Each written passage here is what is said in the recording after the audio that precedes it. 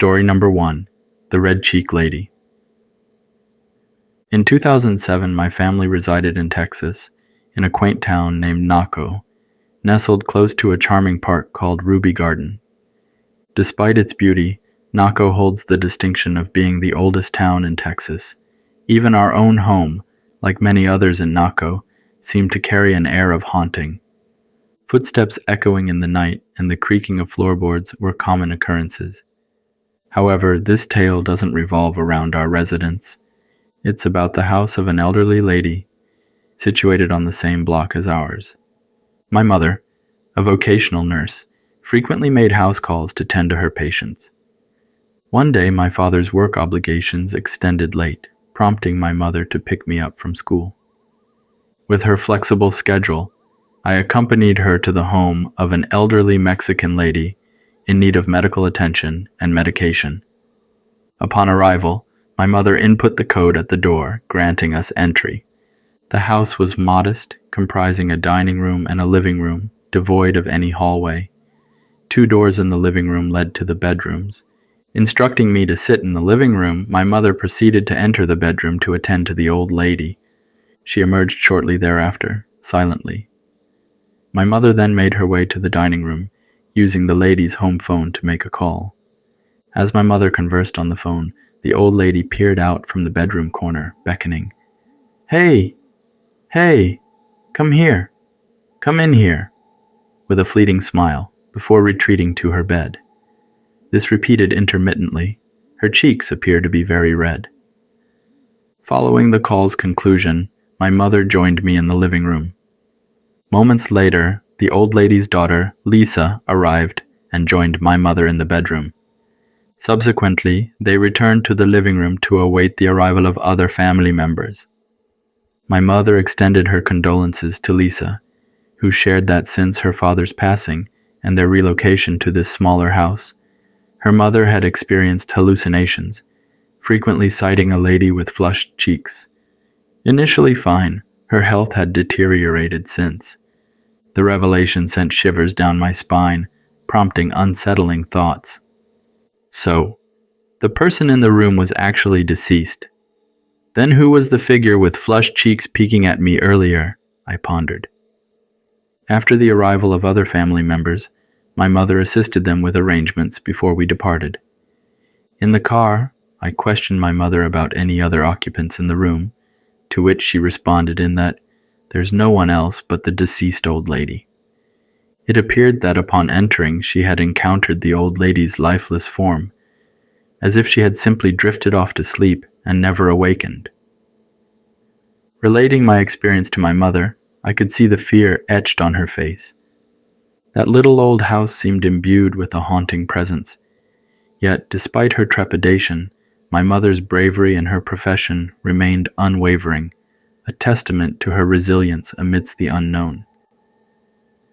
Story number 2. The sounds of someone climbing the ladder. Throughout my life, I've been a jack of all trades, fixing everything from leaky faucets to creaky floorboards. Back then, my focus was flipping cars, buying old beaters, fixing them up, and selling them for a tidy profit. But there was a time back in 2010 when I dipped my toes into the world of flipping houses, thanks to some sage advice from my cousin who works in real estate. I'll admit, it was a steep learning curve, but it turned out to be the golden ticket to my financial success. I remember vividly the first big house I bought, a sprawling abode with 4 bedrooms, 2 living rooms, and 3 bathrooms. Despite its grandeur, it was showing its age, having been renovated multiple times over the years. When my family and I moved in, my kids were over the moon. They reveled in the vast backyard, spending endless hours playing while I tackled one renovation project after another. But as the summer days dwindled and my kids returned to school, I found myself alone in the house during the daytime, facing a mounting list of repairs. One particularly troublesome issue was the telltale spots on the ceiling that signaled a leak whenever it rained. With fall approaching, I knew I had to address it.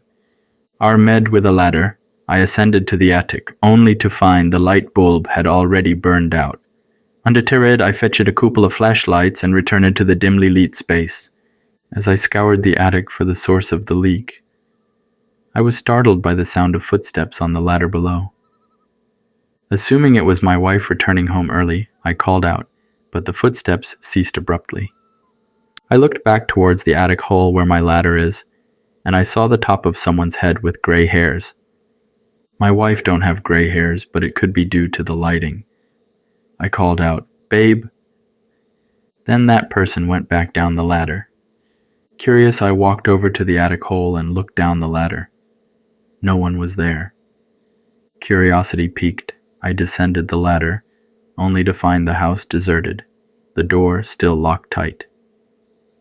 A chill settled over me, and I abandoned my repair efforts in favor of a trip to Home Depot. In the months that followed, my kids began to voice their own concerns, plagued by unsettling dreams and vague sightings of an elderly woman in the house. Though we had no knowledge of any tragic history associated with the property, a sense of unease lingered. In an effort to restore peace to our home, we performed a religious cleansing ritual, and to our relief, the disturbances ceased. After about a year, we sold that house at a very good price and bought a newer house to move my family to.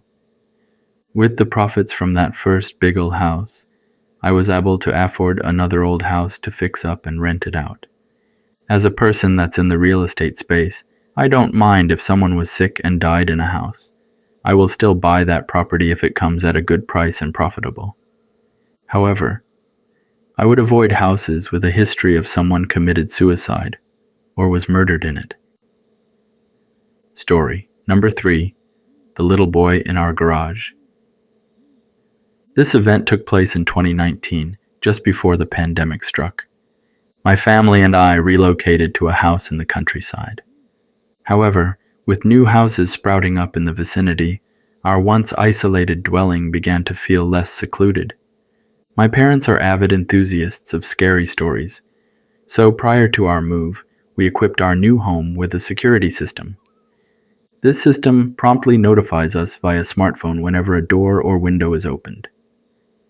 The autumn of 2019 marked my first year in college, with classes scattered throughout the day, leaving me with intermittent gaps between lectures. I recall returning home for lunch one day. Parking my car in the driveway, I entered the house and closed the door behind me. With my parents at work and my siblings at school, the house was quiet. After settling in, I headed to the bathroom. As I scrolled through Facebook while seated on the toilet, I received a notification that the garage door had been opened. Surprised, as no one should have been home at 1 p.m., I checked the security cameras, revealing an empty garage. Though we lacked cameras inside the house, we did have motion sensors.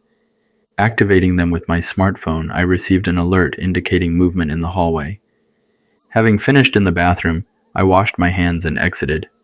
Attempting to contact anyone who might be home, I received no response. Searching each room, I found no one present. I attributed this to a possible malfunction in our security system due to our self-installation. About a month later, my older brother and his wife brought their 4-year-old boy, Kai, to visit us. Kai was playing with his little iPad in the dining room when he suddenly started crying, dropped his iPad, and ran over to my father, his grandpa. My father asked Kai what happened, and Kai said that he saw a little boy sticking his head out from the corner of the hallway, looking at Kai. The little boy was sticking his long tongue out and rolling his eyes around. My father comforted Kai and told him that there was nothing to fear, instructing him to sit there and watch TV with my father. After a few minutes, Kai stopped crying and sat on the sofa, watching TV with my father. After about 15 minutes, Kai started crying again, pointing to the hallway, indicating that the little boy was still there, sticking his tongue out and looking at Kai. My father reassured Kai not to be scared and that there was nothing in the hallway. He got up to turn on the light in the hallway, saying, "See? There's no one here." During that incident, my mother, siblings, and my sister-in-law were all in our backyard. My father returned to the sofa, grabbed Kai, and took him outside. I was home alone in the dining room, still peeling an apple when I thought I saw a little gray face peek out from the corner of the hallway before retracting its head. I don't know exactly what I saw. Since my father had already taken Kai outside, there was no more little kid in our house. I got scared and ran outside to the backyard. When my mother saw me, she asked why I looked like I had just seen a ghost, and I told her that I did. Before we bought our house, we were informed that in 1993 there was an accident in the garage, and a little boy had died there. One weekend, my parents invited a grandfather from our circle of relatives to perform a house cleansing ritual and offer food and joss papers to the spirit in the house. The agreement was for him to leave, or if he stayed, to be nice and get along with everyone. After that, we no longer encountered anything scary in that house, besides the occasional notification that someone opened our garage door. I guess on that day, the little ghost boy saw my nephew, Kai, and just wanted to play with him. Story number 4, The House in El Paso. In 2014, the cost of living in California skyrocketed. Renting a house became prohibitively expensive, matching the costs of homes people owned. Despite searching, my parents couldn't find an affordable house with a spacious backyard in California. Then, my mother's brother, my uncle in Texas, suggested we move there. In the summer, my parents visited Texas and found they liked it. My uncle lived in El Paso, managing a store, where he ended up due to marrying someone of another race in a city where 80% of the population was Mexican. As we prepared to move to Texas right after Halloween, we decided to dispose of unnecessary items. Since we were relocating by car, some items had to be discarded. My 14-year-old brother Sam and I decided to bury our plastic skeleton in the backyard to play a prank on the next residents. We stayed with my uncle in El Paso for 2 months. Finally, we found a house with a spacious backyard and moved in. We loved our new home, but there was something peculiar about it. It was haunted. However, the ghost never harmed us, so we decided to stay. Despite the haunting, we enjoyed the house. However, the shower room in the master bedroom, where Sam and I slept, always felt chillingly cold, as if someone else was present. Even my brother Sam experienced the same sensation. During a blackout one night, while showering with only my phone's flashlight for illumination, I thought I saw a figure standing before me. However, upon investigation, there was nothing there. It was just my mind playing tricks on me. Another strange occurrence was hearing a woman humming between 2 a.m. and 4 a.m. as if comforting a baby.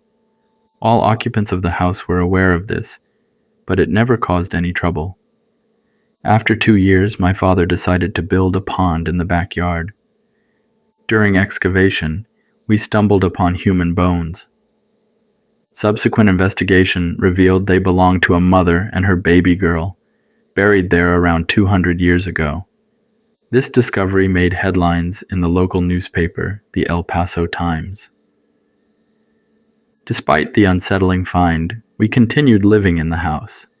The occasional humming still lingered, but we hoped the mother and her baby found peace. Though I've moved out and no longer live with my parents, whenever I visit, I find solace by the pond, despite knowing its dark history. That's all for this video. Thank you for making all the way through and supporting my stories. Have a wonderful day or night.